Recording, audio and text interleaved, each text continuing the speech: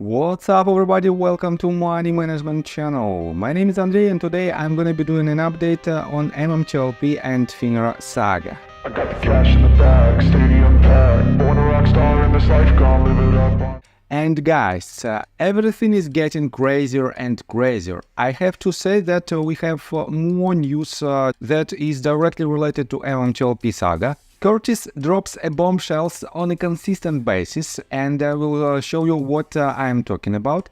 On top of that, I will explain you why this MMTLP U3 halt panel and the people who are in this panel has the pure conflict of interests, and that is why they shouldn't be the people who pressed this button. So, and before we dive deep into all of this, guys, please hit the like button and let's move forward. So, let's start with this news that is published on MMTLP Resources. Just yesterday I showed you this U3 halt panel with 10 people, and I have to say that first of all, you can see that these people are working for FINRA, Fidelity, other broker-dealers. As you can see, Lincoln Financial, Pershing LLC, Hilltop Securities and other companies like Robinhood. So, this means these people have a pure conflict of interests because they are working for the companies who has the MMTLP shares on their books, and definitely they know during the U3 halt and before U3 halt that they had a huge short position on MMTLP, and because of the deficient corporate action that was published by FINRA itself, they pressed this button and they set this illegal U3 halt. So guys, we know this information because of Kurtis' due diligence, and I have to say that not only Kurtis is trying to push this case forward in this direction. Just yesterday I showed you due diligence of Kristen Shaughnessy, and let me show you again this tweet, which is perfectly explains why we shouldn't have the folks who is guarding the hen house. So, Kristen Shaughnessy wrote, "Explain me how this is not the folks guarding the hen house. FINRA's VP of Market Operations Patricia Casimates and Chris Stone, VP of Transparency Services, headed the panel that decided to impose an emergency halt on MMTLP in December of 2022. Let that title sink in. Really, FINRA, VP of Transparency Operations? Where is the transparency? But I digress. Questions. 1. Did Casimates or Stone ask any of the broker-dealer representatives on the panel if their firm had a counterparty risk? 2. Did they demand to see how many shares of MMTLP each of these brokers had sold before allowing their representatives to participate on the panel? 3. Why has FINRA and specifically Chris Stone, its VP of Transparency Operations, not released the blue sheets or the independent aggregated audited MMTLP share count? You know, in the name of transparency. 4. Was FINRA CEO Robert Cook being truthful when he told Congress that FINRA, direct quotation, FINRA also did not provide advanced notice of the trading halt to broker-dealers, hedge funds, or any other market participant? What? Representatives of broker-dealers were on the panel that decided to halt MMTLP? Make it make sense.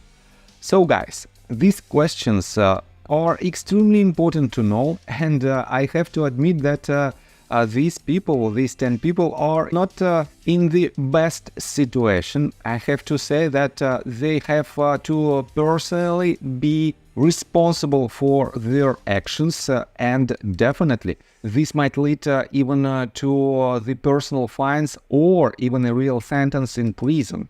On top of that, guys, I have to say that you can take a look on the junk service tweet that I showed you just yesterday, where she perfectly explained all the details that happened back in December of 2022 in regards to the Uniform Practice Code, the committee that basically implemented a U3 halt. On top of that, guys, let's take a look right here. Kurtis gave an interview to Dennis Neal. Basically, you can use this link on MMTLP Resources, or you can use the direct link to Dennis Neal podcast. And guys, I have to say that Kurtis and previously Mark Basil, who also explained his latest update in regards to the RICO lawsuit. But Kurtis disclosed that he is working closely with the whistleblowers, crucial whistleblowers, who might expose even more wrongdoers. And he will give all the information from these whistleblowers within just next couple of days. And guys, it will be another bombshell, and it will be another nail in the coffin of wrongdoers. On top of that, guys, take a look right here. Junk Savvy wrote this tweet, and she refers to the tweet that was published by JT. And Junk Savvy wrote, Tiger Brokers, Asia-based global broker-dealer, announced NextBridge Hydrocarbons' upcoming tender offer to investors of MMTLP and NextBridge in August of 2023. Company has never publicly offered to buy back shares. Why is Trader Brokers trying to buy back shares in the name of the issuer? Where did the Tiger get the ticker NXBR? So guys, let me show you this letter. And I have to admit that it is quite weird that just a random broker-dealer from somewhere in Asia, from Chinese stock market, tried to buy back some shares of NextBridge Hydrocarbons. I think the only reason why they are trying to do it is to cover the short position that basically was opened illegally back in 2022. And if it is the reality, I have to admit that we have more and more evidence that not only TradeStation has the imbalance on their books in regards to NextBridge Hydrocarbons short positions, but also E-Trade has the same issue. And on top of that, and I will show you this in a minute, that Charles Schwab is in the position of lack of shares. But guys, first of all, I want to pay attention to this tweet. 100 MPH wrote it just a couple of hours ago, and this tweet was retweeted by John Berger. 100 MPH wrote, here's something else interesting about Tiger Brokers. Interactive Brokers has agreed to make a strategic investment in Tiger Brokers, an online broker serving Chinese clients. Tiger Brokers is backed by a prestigious group of shareholders, including Interactive Brokers, Xiaomi, Zen Fund, and noted investor Jim Rogers. Voting. Shareholders in companies are typically entitled to voting rights. And guys, I will read this entire tweet in order to explain you why it is so important to know the internal policy of these two companies. So, voting. Shareholders in the companies are typically entitled to voting rights. This allows you to elect company board members and vote on important company issues like mergers and acquisitions. Both Interactive Brokers and Tiger allow their customers to vote. However, you may not be able to vote if your broker has borrowed your shares from you and has loaned them out to someone shorting those shares, and the time voting takes place. Interactive Brokers may loan out your shares if you have a margin account, and Tiger has the right to loan out your shares at any time.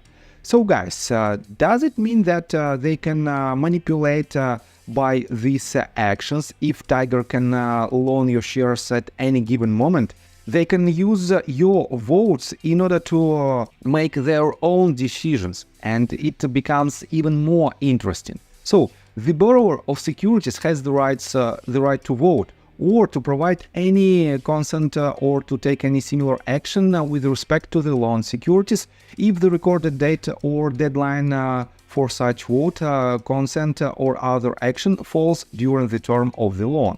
Such loans could be inhibit partly or wholly client's ability to exercise securities voting rights. And this is crucial point, guys.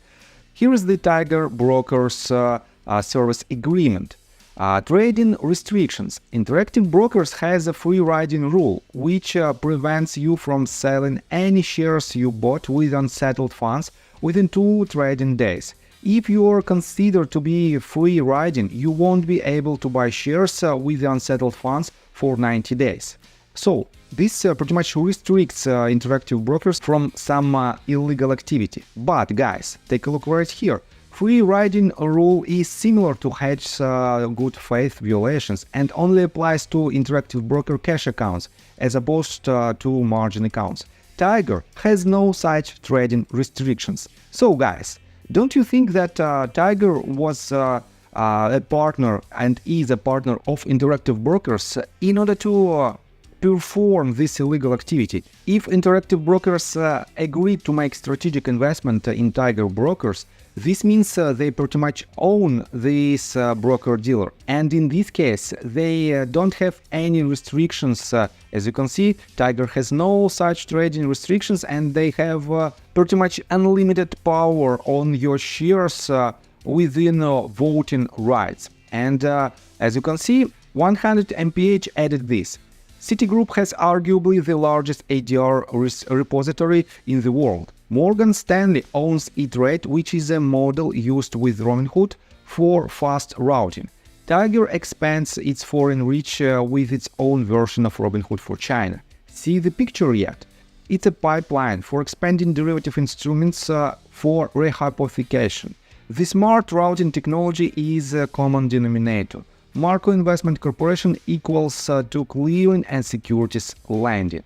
And he added several screenshots about the clearing service and about these major companies who have another companies in their pockets in order to perform this illegal activity.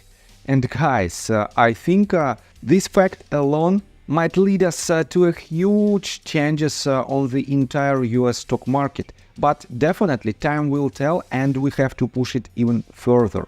On top of that, guys, we have another potential path how we can push this case forward. And let me show you another article that is published on MMTLP Resources, and it's titled "Time to Contact Your Attorney General."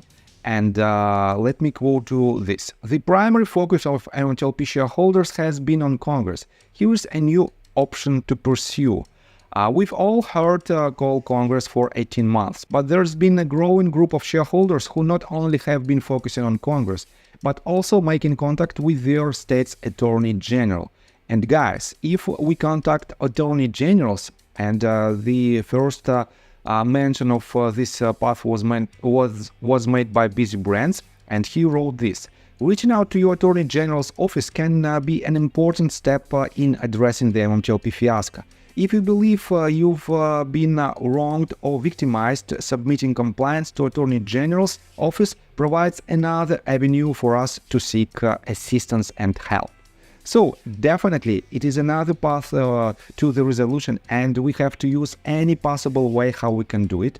On top of that, guys, let me remind you that we are awaiting for answers from Pete Sessions in regards to his involvement in this saga, because he knew back in December of 2022 that MMTLP was halted illegally, and he did nothing in order to prevent these actions. On top of that, we have to wait for response of Gary Gensler to Ralph Norman's letter that he wrote on June the 5th. And unfortunately, deadline has passed almost a week ago, and Gary Gensler is still 100% silent. So let's wait and let's take a look what will be the next step from Gary Gensler and Securities and Exchange Commission. And guys, let me tell you my personal story. I have a wife and 2 children aged 11 and 15, as well as a small dog. After 30 years of living in Russia near the Baikal Lake, we decided to move. Now we reside in Serbia. Although I don't own any MMTLP shares, I invest a lot of time creating daily MMTLP videos. I have been doing this every day without days off and holidays for more than 1.5 years. Now I wish to buy back this time from my family, from my children. We've agreed that I will ask the MMTLP community to support me, and I will give all the money to the children. Therefore, if you believe that I am providing useful content for you and wish to support me, you can join my Patreon account. For $5 a month, I will add your name to my list of supporters if you wish. Thank you in advance. The link you can find in the description below. So, I think that's all information that I want to provide you. If you like my video, please hit the like button and subscribe to my channel, and see you guys and girls next time. Bye! I got the cash in the bag, stadium packed. Born a rock star in this life, gone live it up on the attack.